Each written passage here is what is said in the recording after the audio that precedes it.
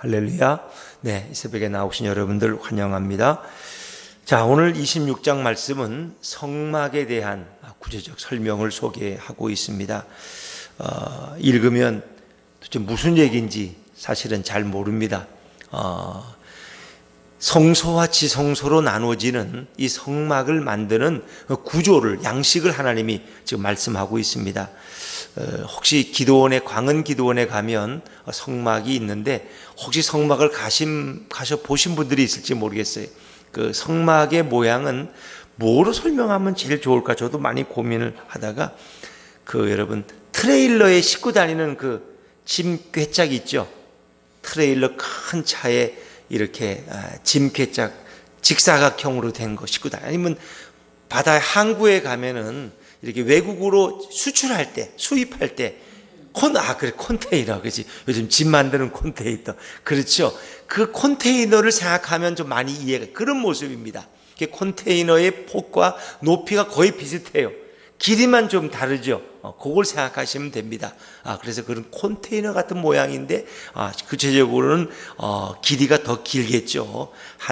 우리 생각에 한 14m 정도, 15m, 14m 정도의 그런 길이에 넓이는 한 5m, 폭이 5m, 높이가 한 5m 정도의 그런 직사 방형체, 그런 컨테이너 같은 모습을 생각하시면 됩니다. 근데 여기서는 이제 맨 높에 설명하는 게 휘장을 먼저 설명해요. 널판지로 이제 그 틀을 만들고 그 위에 휘장을 씌우는데 휘장부터 먼저 설명을 하는데, 그 컨테이너 같은 곳에 휘장을 몇 개를 씌우느냐? 4개를 씌우는 거예요.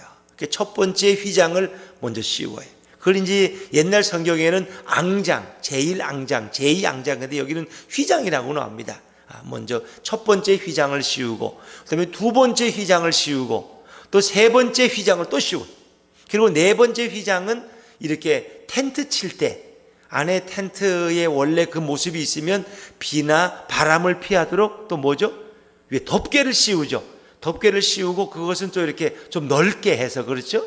이렇게 사람이 다닐 수 있도록 이렇게 좀 하는 그런 걸 생각하시면 됩니다. 그래서 이것은 4개의 휘장, 4개의 앙장으로 만드는 것을 이제 하나하나 설명하기 때문에 좀 사실은 우리의 지식으로는 좀 이해하기가 어려워요. 그러나 여러분 하여튼 그런 컨테이너의 모습에다가 4개의 휘장을, 천을 덮는다, 이렇게 생각하시면 됩니다. 그것을 자세히 이제 설명하고 있는 거죠. 자, 우리 한번 1절, 2절을 한번 먼저 읽어보죠. 1절, 2절입니다. 시작. 너는 성막을 만들되 가늘게 꼰 배실과 청색, 자색, 홍색 실로 그룹을 정교하게 수놓은 10폭의 휘장을 만들지니 매 폭의 길이는 28규빗, 너비는 4규빗으로 각 폭의 장단을 갖게 하고, 제1앙장은 10폭의 휘장을 만들라는, 10폭의 휘장을 만들라는 거죠. 근데 매 폭의 길이는 28규빗이다.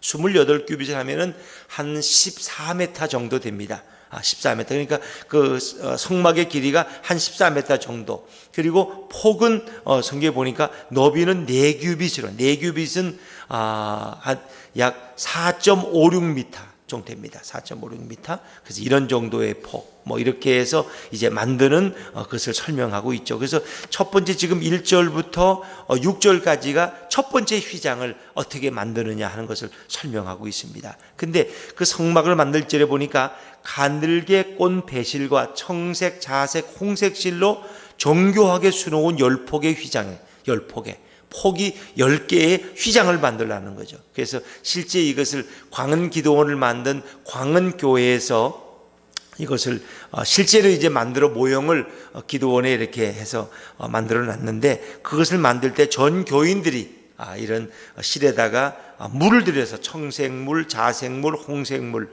또 가는꽃 배실, 그건 흰색이죠. 그래가지고 실제 그것을 매일 여신도회가 남이 모여가지고 그걸 계속 만들었다는 거예요. 왜? 그건 천으로 하는 것이 아니라 실을 가지고 우리가 뜨개질을 하듯이 그렇게 해서 그 하나하나를 다 만들었다는 거죠.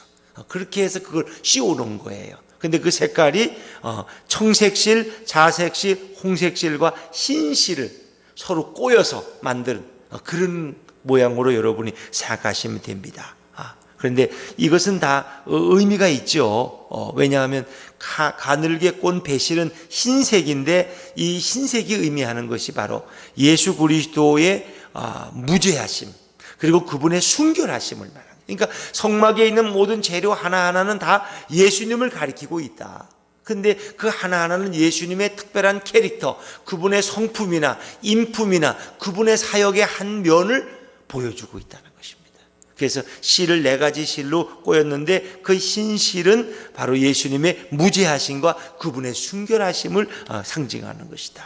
또 여기 보면 청색실, 청색이라는 것은 예수님의 신성, 또 예수님의 영생, 그래서 하나님이 인간의 몸을 입고 오신 거룩한 신이시다, 그 예수님의 신성을 가리키는 그것이 바로 청색실로 사용한 그런 의미입니다. 또 여기에 자색 있죠. 자색. 여러분, 자색이라는 것은 홍색보다는 더 짙은 걸 말합니다. 그래서 이 자색은 예전부터 왕의 골룡포를 만들 때 사용되는 것을 자색이라고 합니다. 다시 말하면 예수님이 만유의 주가 되시고 만유의 왕이 되심을, 그분은 바로 우리의 만왕의 왕이심을 가리키는 것이 바로 이 자색입니다.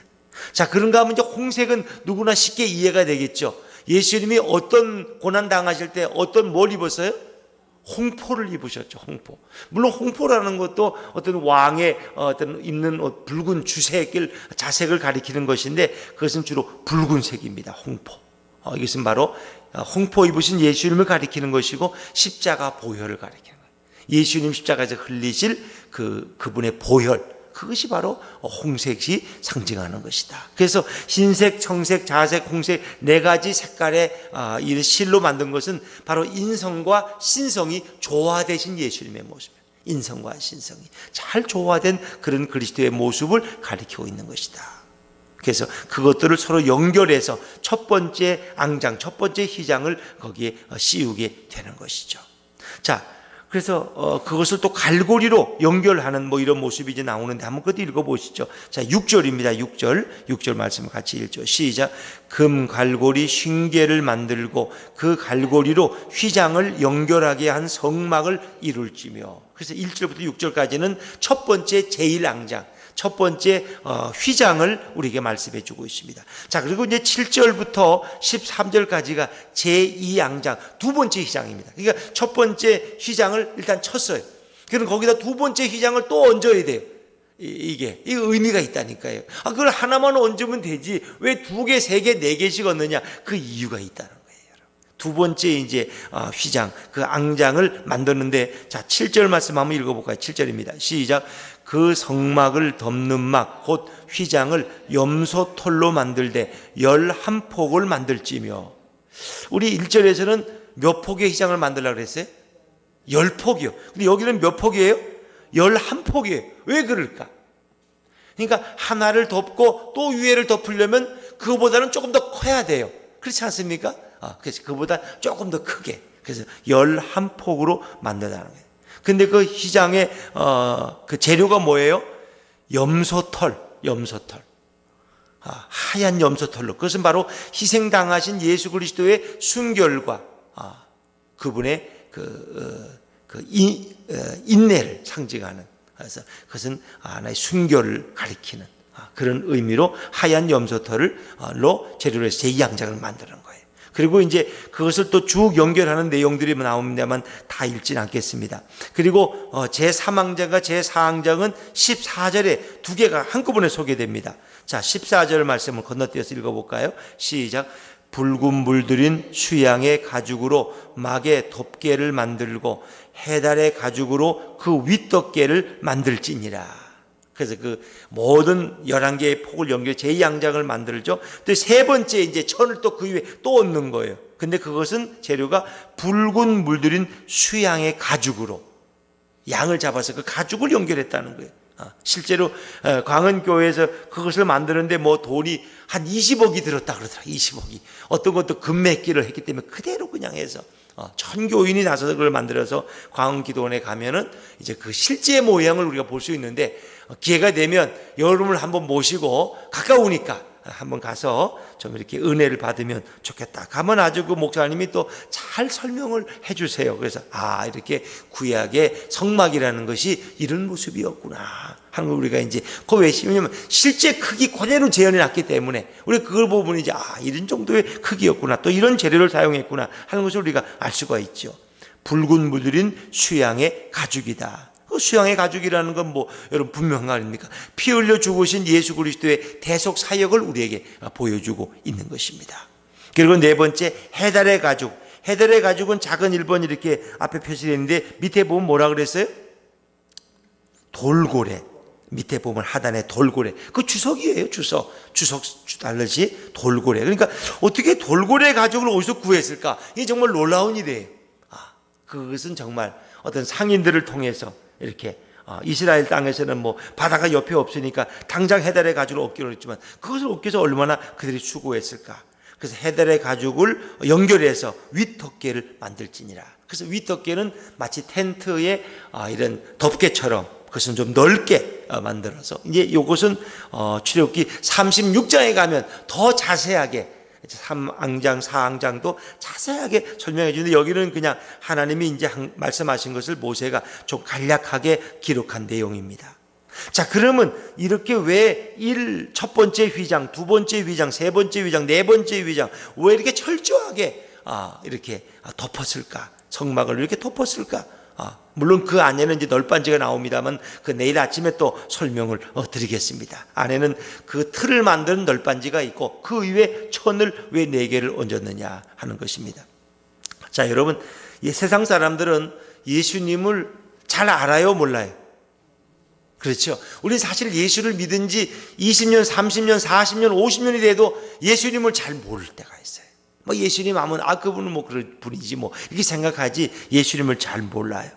그러니까 사람들은 겉만 보고 판단한다는 거예요. 정말 그런 것을 상징하는 거예요. 그래서 예수님의 참모습을 그들은 보지 못했기 때문에 단지 육신적인 예수님만을 사람들은 알아요. 우리도 잘못 예수를 믿으면 육신적인 예수님, 그렇죠? 복음서에 나오는 목수의 아들, 그분 목수의 아들이지, 이런 정도. 그리고 좀 더 그분의 인격을 존중한다면 세계 4대 성자 중에 한 사람이야. 그분은 철학가고, 그분은 도덕가고, 그분은 인격자고 교사였지. 그래서 공자나 맹자가 또 마호메트가 우리에게 좋은 가르침을 준 것처럼 예수는 다 우리가 착하게 살라 그러는 거고, 다 우리가 이 땅을만 위하지 말고 다 영원한 내세를 위해 살라고 그렇게 말씀하신 성인 군자 중에 한 사람이지, 이렇게 생각할 수 있어요. 근데 실제는 예수님은 우리가 아는 것보다 더 많은 비밀과 더 많은 지식을 가지고 계신 분이다 하는 거예요. 그 세상 사람들, 그러니까 실제 예수님의 형제들도 예수님을 잘 알지 못했어요. 그래서 예수님이 가서 말씀을 전하니까 예수가 미쳤다고 예수님을 데리러 왔대요. 집에 가자고. 너 자꾸 와서 엉뚱한 소리 해가지고 저 바리새인 아저씨들한테, 율법사들한테 왜 미움받고, 너에 대해서 지금 말이 너무 많다고, 너가 지금 미쳤는지, 지금 마귀가 들렸는지, 병자도 고치고 또 이상한 말을 하고 다닌다는데 너가 좀 문제가 많은 거야. 데리러 오는 거야. 예수님의 동생들이 데리고. 그게 예수님이 뭐라 그래? 거기에 대해서 진정한 내 가족은 이것은 정말 하나님의 영적 가족이다, 그 진짜 가족이다 하는 육신적 가족에 대해서 마치 부인하시는 것 같은 말씀을 하시죠. 사람들은 그를 갈릴리에서 올라온 목수의 아들쯤으로 여겼다는 것입니다. 그래서 그분을 이해하지는 못했어요. 오늘 우리도 껍데기만, 예수의 껍데기만 믿고 예수님에 대해서 그저 그분은 우리를 위해 십자가에 죽은 분이지 이런 정도로만 생각할 수 있다는 것입니다. 그러나 예수님은 그보다 더 깊고 오묘한 비밀을 가지십니다. 그래서 사실 신약에 소개된 예수님의 모습은 얼마 안 돼요. 많은 분들이 복음서에 나오는 예수님 모습만 보고 예수님을 안다 그래요. 복음서 나오는 거 뻔하죠. 예수님이 어떻게 잉태되셨고, 어디서 태어나셨고, 베들레헴에 주민들은 호적하러 갔다 거기서 그냥 마हु간에서 나시고, 또 헤롯이 죽이려고 그러니까 저 애굽에 잠깐 피신 갔다가 갈릴리 나사렛에 와서 어린 시절 보내시고, 또 어린 시절 얘기는 별로 많지 않고, 중간에 한번 성전에 올라가서 성전 율법사들과 대화한 얘기 나오고, 그리고 길에서 잊어버렸고, 성장해서 30세가 되어서 요단강 세례받고, 그저 그 정도. 그러나 사실은 구약 39권이 다 예수님에 관한 말씀이다. 그래서 우리가 알지 못한, 신약이 말하지 못하는 예수님의 그런 캐릭터나 예수님의 성품이나 그 자세한 사역들을 바로 구약의 말씀이 우리에게 주고 있다는 것이죠. 구약의 말씀.